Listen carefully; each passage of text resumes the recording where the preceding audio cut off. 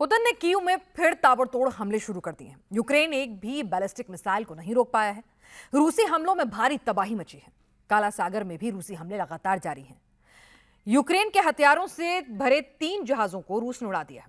Zelensky भागे भागे Serbia पहुंचे हैं। नाटो और अमेरिका ने जेलेंस्की को इंटरसेप्टर मिसाइलें देने से साफ मना कर दिया है। पुतिन का निशाना अब नाटो पर है। यूक्रेन का युद्ध अब 26 देशों तक पहुंचने वाला है। पूरी डिटेल इस रिपोर्ट में देखिए।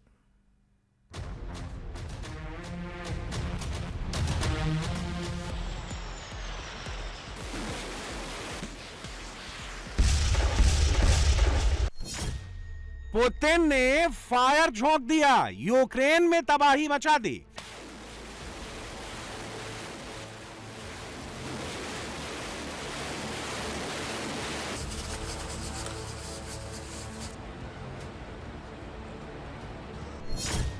ज़ेलेंस्की का एयर डिफेंस ध्वस्त, आग में घिरी राजधानी की।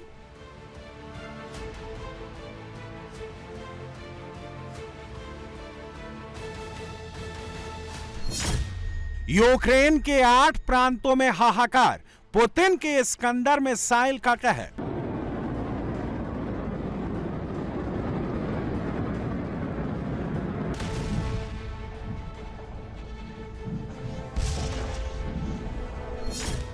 पुतिन ने काला सागर में आग लगा दी, यूक्रेन के 3 जहाजों को उड़ा दिया।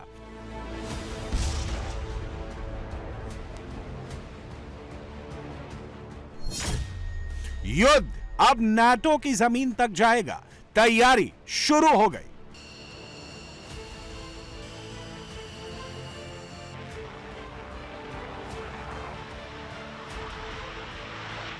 रूस ने बीती रात यूक्रेन की राजधानी कीव पर 6 इस्कंदर एम बैलिस्टिक मिसाइलों से हमला किया।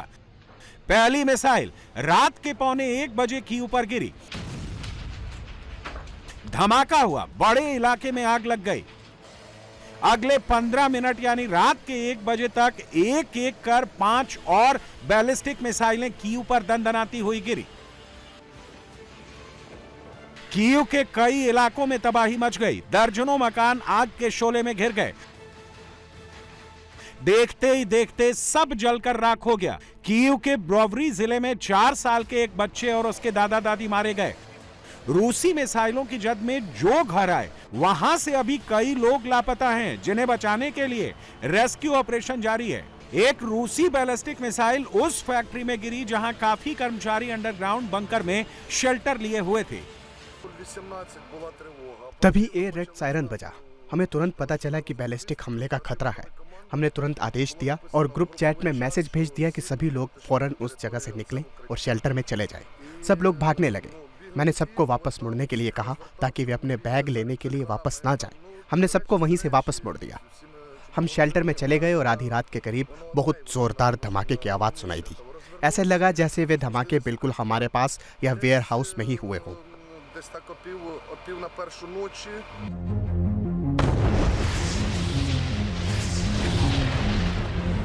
रूस ने इस बार युद्ध में एक और नया प्रयोग किया। बैलिस्टिक मिसाइलों के साथ S-400 से surface to air missile launch की।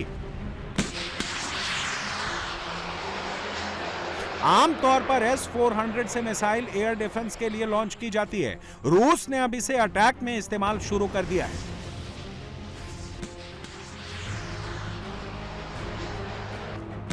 रूस ने बीती रात के हमलों में बैलिस्टिक और S-400 मिसाइल के साथ गेरान सीरीज के ड्रोन मिक्स किए।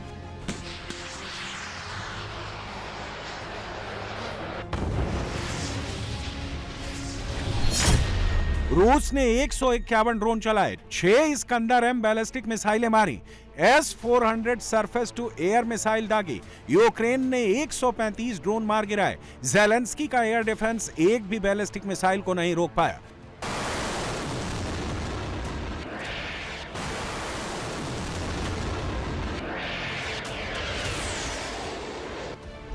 पुतिन आमतौर पर 15 से 20 बैलिस्टिक मिसाइल एक साथ लॉन्च कराते हैं। इस बार सिर्फ 6 चलाई। पुतिन को पता था कि यूक्रेन में अब एक भी बैलिस्टिक मिसाइल को रोकने की हिम्मत नहीं है।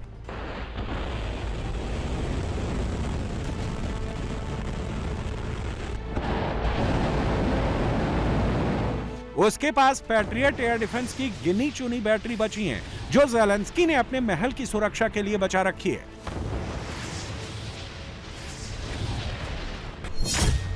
रूस ने जुलाई में यूक्रेन पर 195 बैलिस्टिक मिसाइल लॉन्च की थी। यूक्रेन सिर्फ 29 को रोक पाया। मतलब यूक्रेन की मिसाइल इंटरसेप्ट करने की क्षमता गिरकर 14% पर आ गई है। पुतिन इसी का फायदा उठा रहे हैं। पूर्वी यूक्रेन के बाद राजधानी कीव का हाल गाजा से बदतर करते जा रहे हैं। अब रूसी मिसाइल हमलों में जलते हुए कीव की तस्वीरें आम हो गई। एक धमाका हुआ, हम कैब के अंदर थे। धमाके के बाद हमारे ट्रक में आग लग गई और पास खड़े दूसरे ट्रक में भी आग लग गई। हम ट्रक से बाहर निकले। हमारे पास अपने कागजात या फिर कोई ऐसी चीज लेने का भी समय नहीं था। हम बस कपड़ों का एक बैग ही निकाल पाए, बस इतना ही। फिर हम ट्रक से दूर भागे क्योंकि गर्मी बहुत ज्यादा थी। मैं कागजात निकालने की कोशिश करना चाहता था, लेकिन मेरी पीठ यहाँ भी जल गई। हमारे पास समय नहीं था। हम बाहर निकले और भाग गए।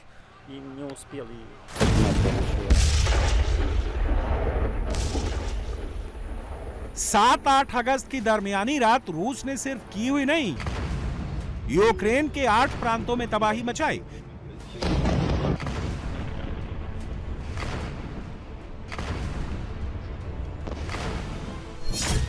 यूक्रेन के दक्षिण पूर्वी राज्य ज़ैपोरिज़िया में 3 लोग मारे गए, 4 घायल हो गए। उत्तर पूर्वी राज्य खार्किव में 2 लोग मारे गए और 7 घायल हो गए। उत्तर पूर्वी राज्य सुमी में 19 लोग घायल हो गए। पूर्वी राज्य डोनेस्क में 1 व्यक्ति की जान गई और 15 घायल हो गए। दक्षिण राज्य खेरसोन में 2 लोग मारे गए और 26 लोग घायल हो गए। दक्षिणी राज्य ओडेसा में रूस ने फुटबॉल स्टेडियम पर हमला कर उसे बर्बाद कर दिया। सेंट्रल यूक्रेन के नेप्रोपेट्रोवस्क में एक शख्स ड्रोन अटैक में घायल हो गया। ये लिस्ट सिर्फ बीती रात की है। यूक्रेन के खार्किव प्रांत का ये एक आम सा कस्बा है। मेन सड़क के ऊपर जो दिखाई दे रहा है वो एंटी ड्रोन नेट है। मच्छरदानी जैसी ये जाली रूसी ड्रोन हमलों से पैदल यात्रियों और कार सवारों को बचाने के लिए लगाई गई है। यहां किसी भी पल रूसी ड्रोन आ जाते हैं, किसी भी गाड़ी को निशाना बना लेते हैं। ज़ेलेंस्की की सरकार यहां महंगे एंटी ड्रोन सिस्टम लगाने की हालत में नहीं है, लिहाजा लोगों ने खुद ही रास्तों के ऊपर इस तरह के जाल लगा दिए हैं। हम जितना हो सके शांत रहने, आगे बढ़ते रहने और मजबूत बने रहने की कोशिश करते हैं। हम उस दिन का सपना देखते हैं जब ये सब आखिरकार खत्म हो जाएगा, जब हमारे बच्चे सुरक्षित और शांति से बड़े हो सकेंगे और जिंदगी वैसी ही हो सकेगी जैसी हमले से पहले थी। रूस के पास बैलिस्टिक और क्रूज मिसाइलों की लंबी रेंज है, जो एक हमले में ही कीव में ज़ेलेंस्की का किला ध्वस्त कर सकती है।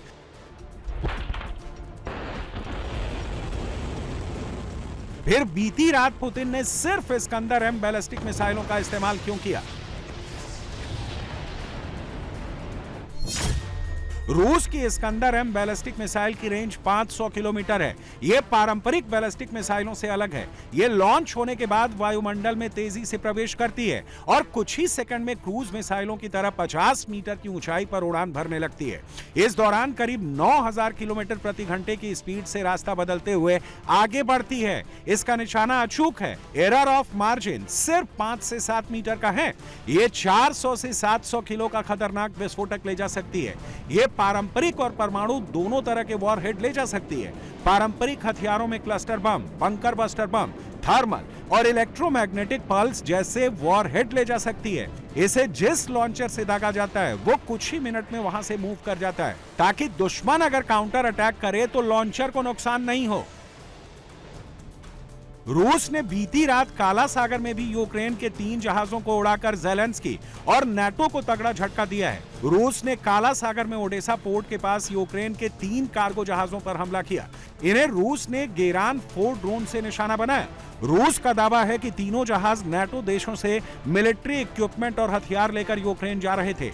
ज़ेलेंस्की के पास एडवांस एंटी ड्रोन सिस्टम है, जो खाड़ी देशों को भी बेच चुके हैं। फिर रूसी गेरान 4 ड्रोन से काला सागर में अपने 3 जहाजों को क्यों नहीं बचा पाए?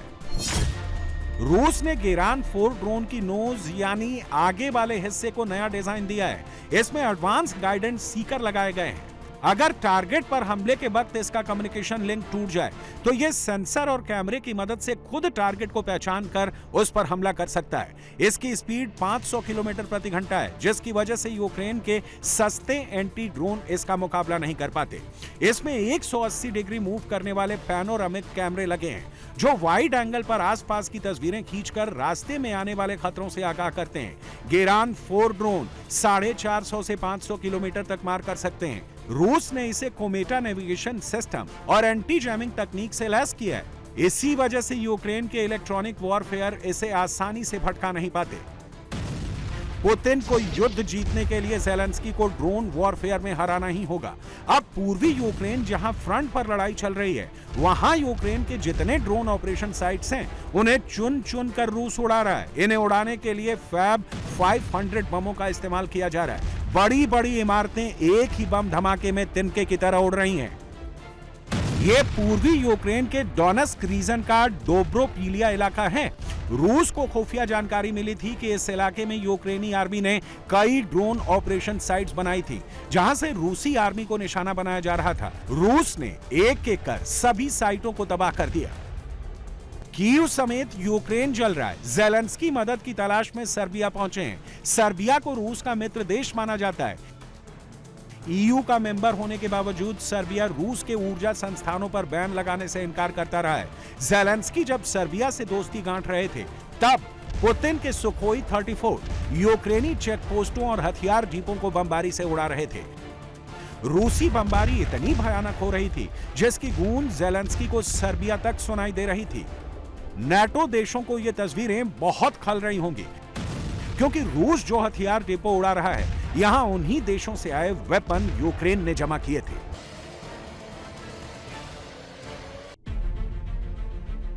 ज़ेलेंस्की भी समंदर की लड़ाई में बराबरी की टक्कर दे रहे हैं।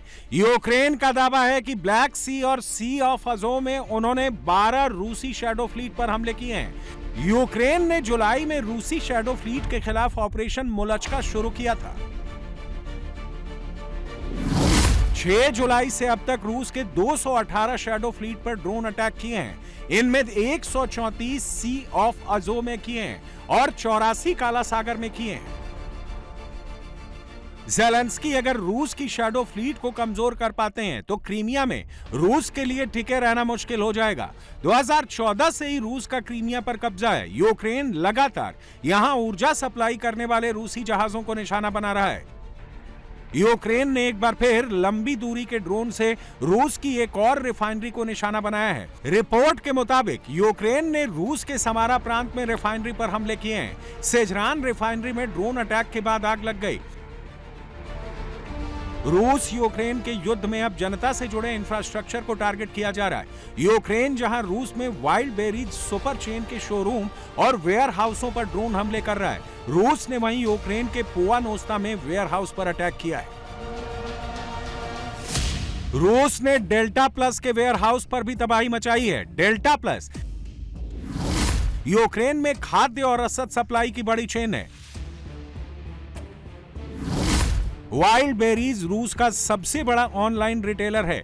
यह रोजमर्रा के इस्तेमाल का सामान जनता तक डिलीवर करता है। रूस में वाइल्ड बेरीज के 23 बड़े लॉजिस्टिक्स गोदामों पर हमले हो चुके हैं। इससे सप्लाई चेन पर बुरा असर पड़ा है। रूस यूक्रेन में कांटे की ड्रोन वॉरफेयर के बीच पुतिन ने वोल्ड लॉक ड्रोन को लॉन्च किया है। यह एक हेक्साकॉप्टर है जो कार्गो को एक जगह से दूसरी जगह पर पहुंचाने के लिए तैयार किया गया है। इसकी सबसे बड़ी खासियत है पूरा सिग्नल ब्लैकआउट होने पर भी सटीक डिलीवरी करता है। यह 120 किलोमीटर प्रति घंटे की स्पीड से उड़ान भरता है और 15 किलो सामान 30 किलोमीटर दूर किसी भी जगह पर पहुंचा देता है। यह रूस की फॉरवर्ड पोजीशन पर गोला बारूद भी डिलीवर कर सकता है और चिकित्सा सामग्री के साथ साथ खाने पीने का सामान भी पहुंचाता है। यह जीपीएस और गैलीलियो समेत 4 नेटवर्क पर काम करता है। एक नेटवर्क में खराबी आने पर फौरन दूसरे नेटवर्क पर स्विच कर लेता है। पुतिन अब युद्ध में नए नए प्रयोग कर रहे हैं। ज़ेलेंस्की को घेरने के लिए पुतिन ने अब first Ukrainian special purpose volunteer brigade का गठन किया है। इसमें कई छोटी यूनिट और बटालियनों के विलय करके एक ब्रिगेड स्तर की कमांड तैयार की गई है। इसमें ज्यादातर वो यूक्रेनी सैनिक हैं जिन्हें फ्रंट लाइन पर रूस ने पकड़ा है। अब ये सैनिक रूसी सेना का हिस्सा बन गए हैं। इसमें Maxim Kryvonos battalion, Oleksiy Berest battalion, Alexander Matrosov दस्ता, मार्टिन पुष्कर दस्ता, स्लोबोडस्की दस्ता का विलय किया गया है। रूस के लिए ऐसे यूक्रेनी सैनिक फ्रंट लाइन पर बहुत फायदेमंद साबित हो रहे हैं। रूसी सेना को फ्रंट लाइन पर आगे बढ़ने में इनसे मिली जानकारी बहुत काम की साबित हो रही है। यूक्रेन के इन पूर्व सैनिकों को उन इलाकों की अच्छी जानकारी है। वो कई साल तक यूक्रेन के लिए युद्ध लड़ चुके हैं। हालांकि जिनेवा कन्वेंशन के हिसाब से ये गलत है और इसे युद्ध अपराध की श्रेणी में माना जाता है। पुतिन का अगला मिशन नाटो को डिस्ट्रॉय करना है। ये बात किसी छोटे मोटे खुफिया संस्थान ने नहीं की है, ऐसा दावा पेंटागन ने किया है।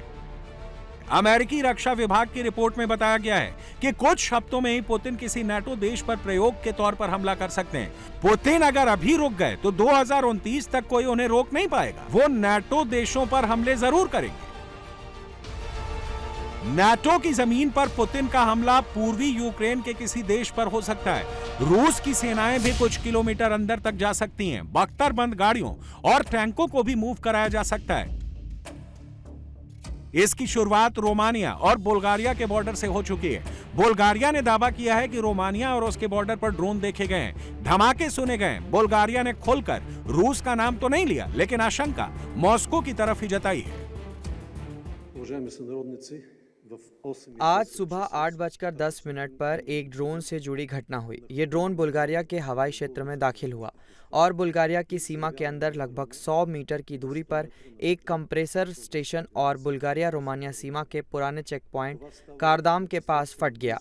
ये घटना रोमानिया के कंप्रेसर स्टेशन से लगभग 200 मीटर और ट्रांस बाल्कन गैस पाइपलाइन पर स्थित बुल्गारिया के कंप्रेसर स्टेशन से लगभग 1 किलोमीटर की दूरी पर हुई। रोमानिया ने तो रूसी ड्रोन को मार गिराने के लिए ड्रिल भी शुरू कर दी है। सुबह जैसे ही रोमानिया के सरहदी इलाके में ड्रोन घुसे, उन्हें मार भगाने के लिए फौरन F-35 फाइटर जेट को रवाना किया गया। रोमानिया का दावा है कि रूसी ड्रोन से निपटने में उन्हें 15 मिनट से कम का समय लगा। रोमानियन एयरफोर्स का दावा है कि ड्रोन हो या रूसी मिसाइल, वो सबसे निपटने के लिए तैयार है। जिन प्लेन्स को आपने अभी उड़ान भरते देखा, उन्हें बहुत ज्यादा ताकतवर दुश्मनों से लड़ने के लिए बनाया गया है। हम जो मिसाइलें इस्तेमाल करते हैं वो दुनिया की सबसे बेहतरीन मिसाइलों में एक हैं।